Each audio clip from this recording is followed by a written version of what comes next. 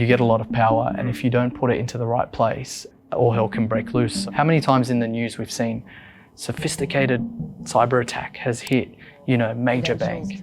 We find out more details about the actual methods and techniques that were used.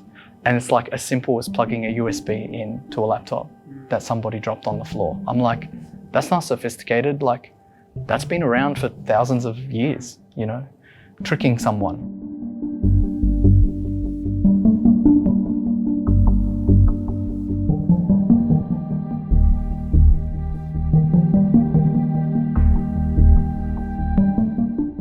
How do you explain to people what you do and who you are? I've always struggled with that question.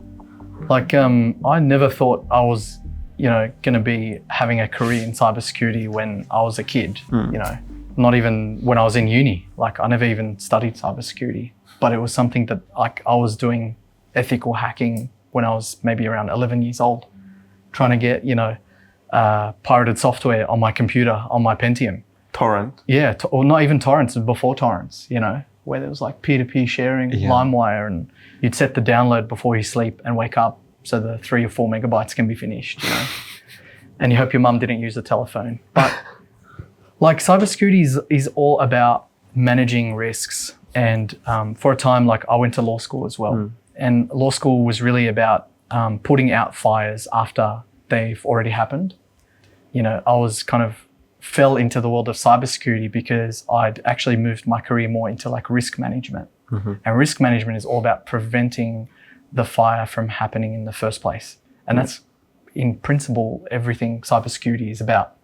It's about being prepared before an attack happens and understanding what are the vectors of the attacks, who is attacking us, and what do they want. And when a company basically can answer those questions, then it's very easy to become really good at cybersecurity.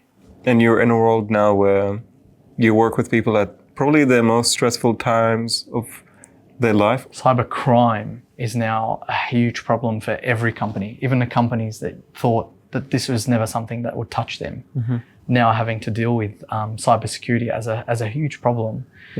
And at the same time, kind of defending has been a massive challenge, simply because hackers are generally pretty smart.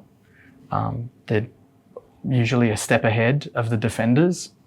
And so, we're having to really employ the latest techniques, methods, research and learn to basically help companies protect themselves against the threats they didn't even know they have, And did the 11-year-old Ahmed envision this when he was a kid? No. What did he just wanted to hack people? I was really good at IT, from a very early young age. Since we had a Pentium 2 with 16 megabytes of RAM. And, I was the third boy in line. So I'd get all the hand-me-downs of those computers when they kind of finished and they get to upgrade. But, ever since kind of that age, I would look at a computer and be so fascinated with what you could do with it.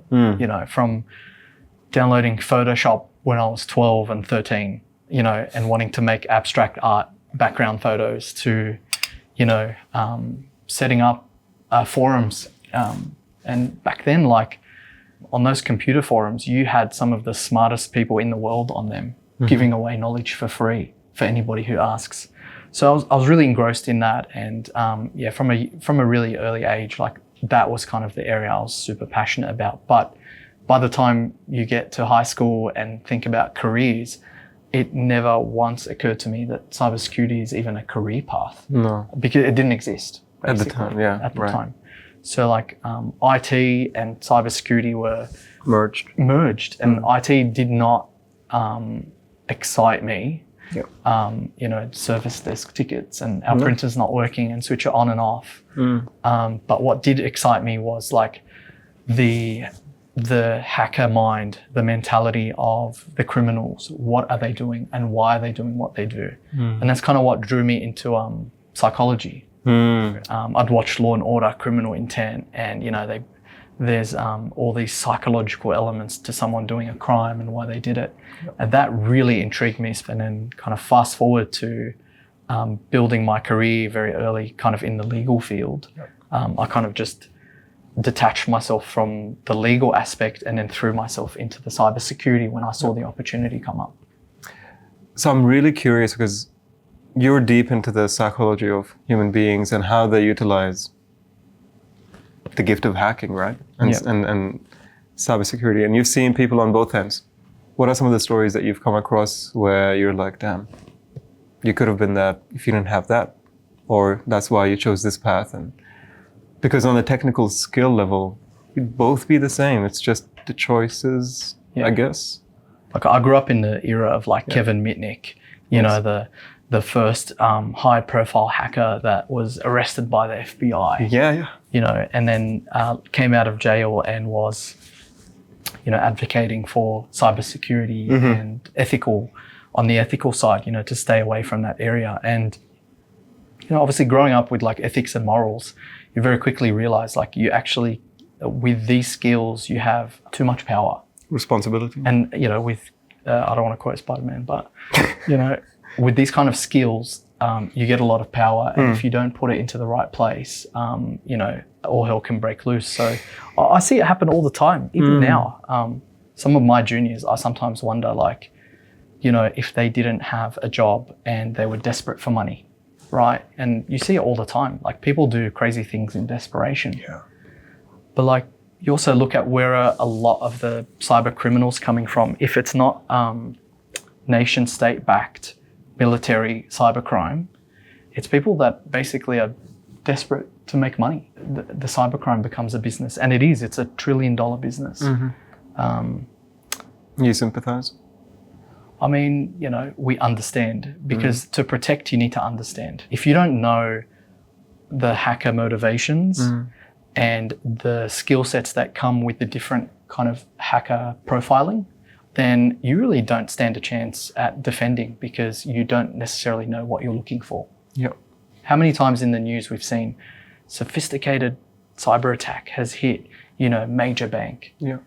We find out more details about the actual methods and techniques that were used. And it's like as simple as plugging a USB into a laptop that somebody dropped on the floor. I'm like, that's not sophisticated. Like that's been around for thousands of years, you know. Tricking someone, you know, it's a sideshow. So cybercrime kind of continues to evolve because every business now has become a digital business. All of us. You know, our data, our financial transactions, everything we do is online, you know, for the picking. Yep. And so criminals don't want to break into the vault that's sitting at the back of the bank, you know, with the 50 locks and the 10-inch steel. And you don't really need to do that now if it's as simple as writing a piece of malware or giving somebody a call with a deep fake and transferring 20, 30, 40 million dollars. So, which has happened many times. So Ocean's 11 shut it down. I mean, cybercrime now is the way to go for a lot of the criminal enterprise. And you actually find the more you research, the more you learn about who's behind these attacks, the more you understand that they're actually organized crime groups, multinational. You know, with some of them have chat support. So they're actual organizations with employees and human resources. Yeah. You know, so when you're up against that, when you understand that, then you know the effort that's needed to defend and what you need to invest. So, you know, I always tell companies, you need to invest as much as you're willing to lose. So if your business is not willing to lose any money or any of your data, like you need to proportionally invest in your cybersecurity defenses to mitigate that. What does that cost for you to come into work that day and everything is gone? How do you stay true to yourself? Everyone, whether they know it or not, has a really deep set of values, whether they've come up with it in a workshop or not. And for me, like values are extremely important in what I do. Like I want to go home and go to sleep knowing that I've done some effort to improve somebody's life. Yeah. And we did touch on it, and you've given me a lot of advice from a Barakah perspective, right? And just putting your faith into whatever it is that you believe in, of course. How has that played for you in your own life? Huge, like... It's everything to you? Everything to me. Faith. My business is a reflection of my current state of faith. If I'm lacking, I see it almost immediately in my business. Wow.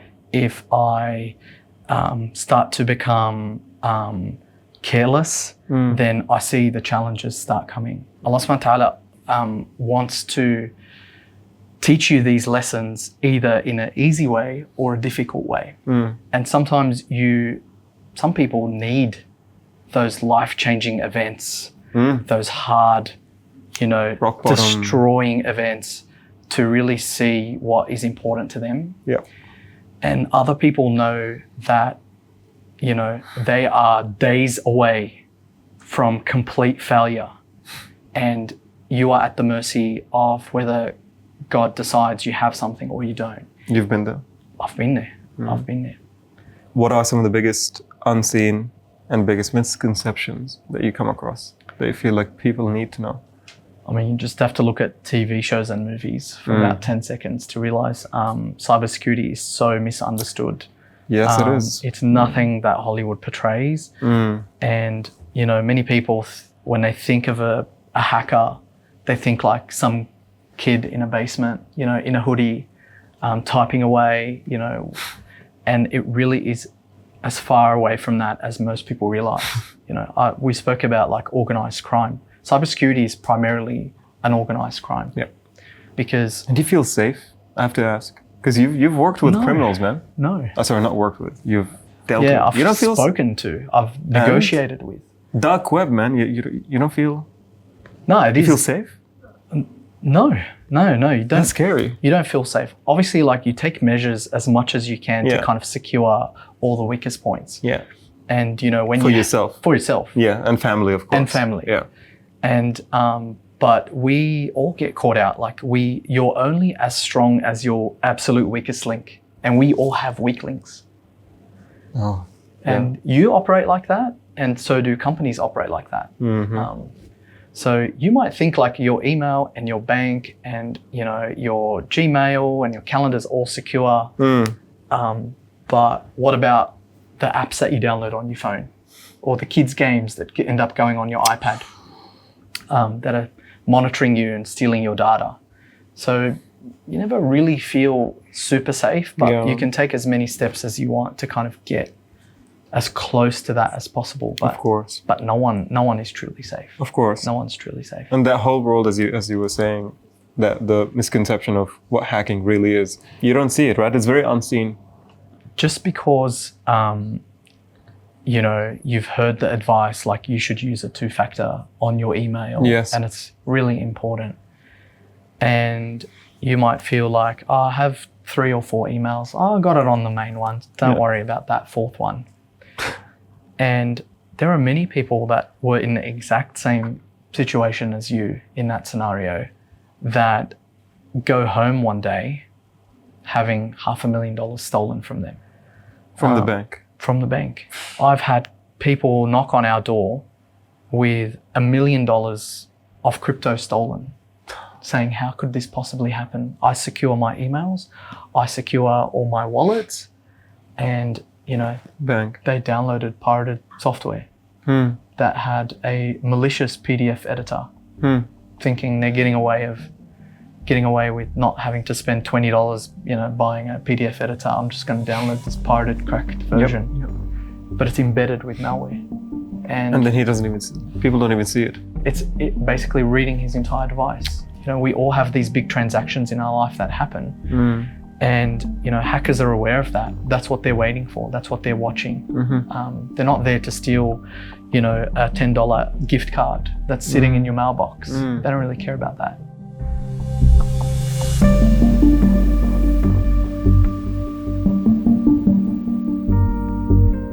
So what are the most common ways that people and businesses get hacked that we should be aware of? I think people kind of don't realize the importance of keeping their accounts secure. So, your accounts, usernames and passwords.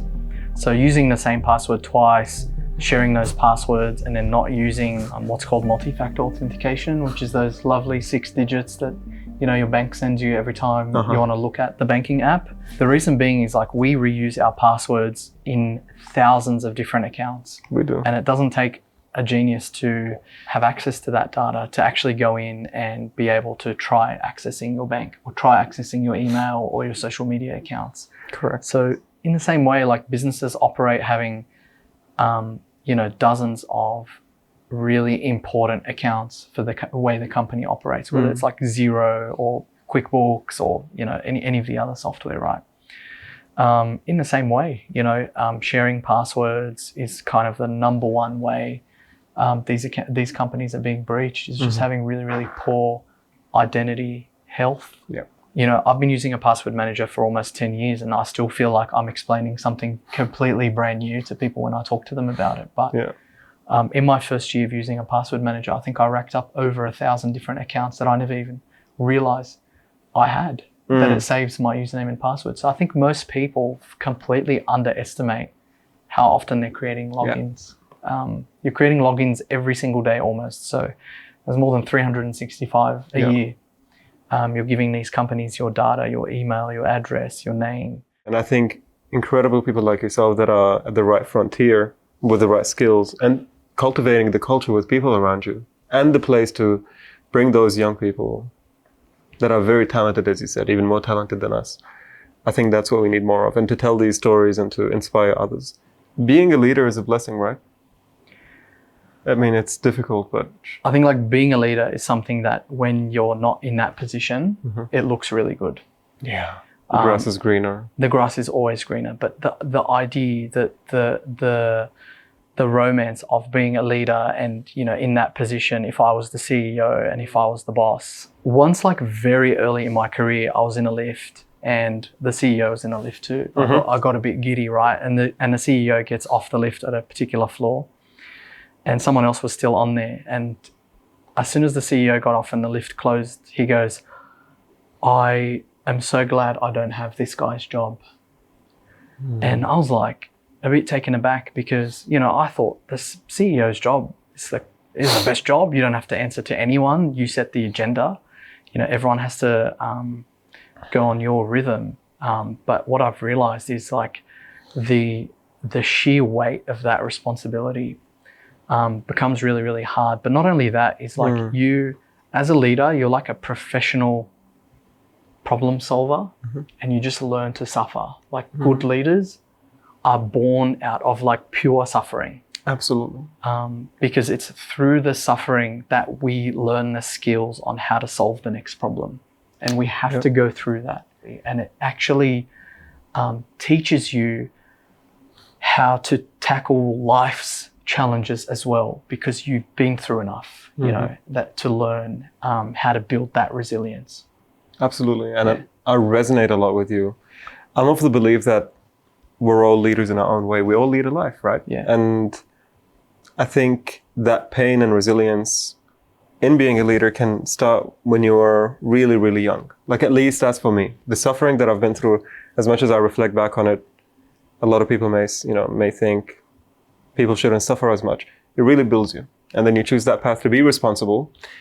How does that work for you in your childhood, of what shaped you? Because I'm of that belief that your childhood shapes what you do today, your trauma and what you've been through. Like, the good leadership is about resilience. Correct. But what people don't realize is that resilience is not just about suffering and endurance and enduring really tough situations. Right. It's about adaptation. So can you go through these really difficult periods and be able to take those lessons and adapt and, take those punches and then get up and be able to continue on. So it's not necessarily about the endurance side.